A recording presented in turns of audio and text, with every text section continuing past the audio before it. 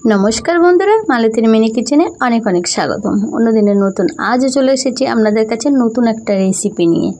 আর আজ কিন্তু আমি বানাতে চলেছি ইলিশ মাছ দিয়ে কচুরমুখী দিয়ে আর বেগুন দিয়ে একটা ঝোল। এটা কিন্তু খেতে বন্ধুরা দারুণ হয়, তো একবার এইভাবে না বানিয়ে খেলে কিন্তু মিস করবেন। দেখুন বেশ খুব একটা বড় না, ছোট সাইজের, কিন্তু মাছগুলো টাটকা তাজা। দুটো মাছ নিয়ে চলে এসেছি আর নিয়েছি কিছুটা কচুরমুখী। এটা কিন্তু দেশি কচুরমুখী, খেতে কিন্তু এটা বেশ দারুণ। কেটে ধুয়ে পরিষ্কার করে নিলাম, মাছটাও কিন্তু বেশ ধুয়ে কেটে পরিষ্কার করে নিয়েছি। মাছগুলো এবার লবণ হলুদ মাখিয়ে নেব, সুন্দর করে মাছের গায়ে লবণ হলুদটা মাখিয়ে নেব। আর এদিকে আমি কচুর মধ্যে কিন্তু বেশ কিছুটা বেগুন দিয়েছি, একটা বেগুন কুচিয়ে দিয়েছি, এক পিস আলু দিয়েছি। এবার সুন্দর করে মাছগুলো ভেজে নেওয়ার পালা। কড়াইতে তেল দিয়ে বেশ লাল লাল করে ভেজানো, আর খুব বেশি কিন্তু লাল করব না। বেশ দেখবেন একটু নোনা মাছ তেলে পড়লেই কিন্তু মাছটা বেশ শক্তই হয়ে যায়।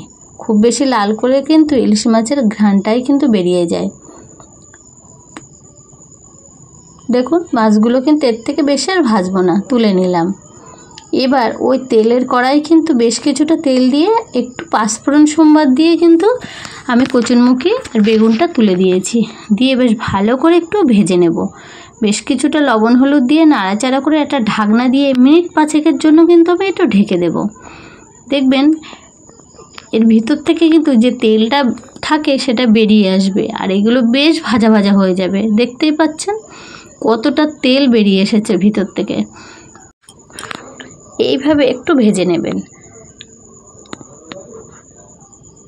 বেশ ভালোভাবে একটু হালকা ভাজা ভাজা হয়েছে। এবার পরিমাণ মতন লবণ আর হলুদ দিয়ে দেব, দিয়ে বেশ ভালো করে একটু নাড়াচাড়া করে নেব। আর একটু কিন্তু এর ভিতরে আমি দিয়ে দেবো একটু আদা, সামান্য একটু আদা বাটা, আর 1 থেকে 2 কোয়া রসুন দেব। দিয়ে বেশ ভালো করে একটু কষিয়ে নেব। এই আলু আর কচুরমুখী কিন্তু কষাতে কষাতে ওটাও কিন্তু আমার ভাজা হয়ে যাবে। আর দেখুন বাটিতে কিন্তু আমি নিয়ে নিয়েছি একটু জিরে, ধনে আর একটু লঙ্কার গুঁড়ো, সামান্য একটু মরিচ গুঁড়ো দিয়ে এটাকে ভালো করে এবার এর সাথে কষাতে হবে। একই সাথে কিন্তু এগুলো কষানো হয়ে যাবে। অল্প একটু জল দিয়ে আর একটু কিন্তু কষিয়ে নেব, নিয়ে পরিমাণ মতন জল দিয়ে দেবো। এরকমভাবে একবার হলেও বাড়িতে বানিয়ে আপনারা খেয়ে দেখবেন, খেতে কিন্তু দারুণ হয়।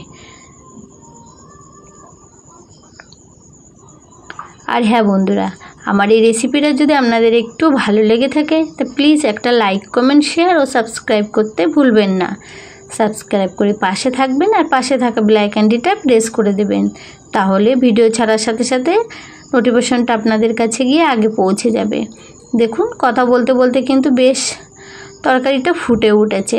এবার আমি মাছগুলো দিয়ে দেবো এর উপরে, একে একে মাছগুলো সব সাজিয়ে দিয়ে দিলাম। দিয়ে বেশ কিছুক্ষণের জন্য ফুটিয়ে নেব, যাতে মাছের মধ্যে বেশ এই ঝোলটা বেশ ভালো করে ভিতরে ঢুকে যায়।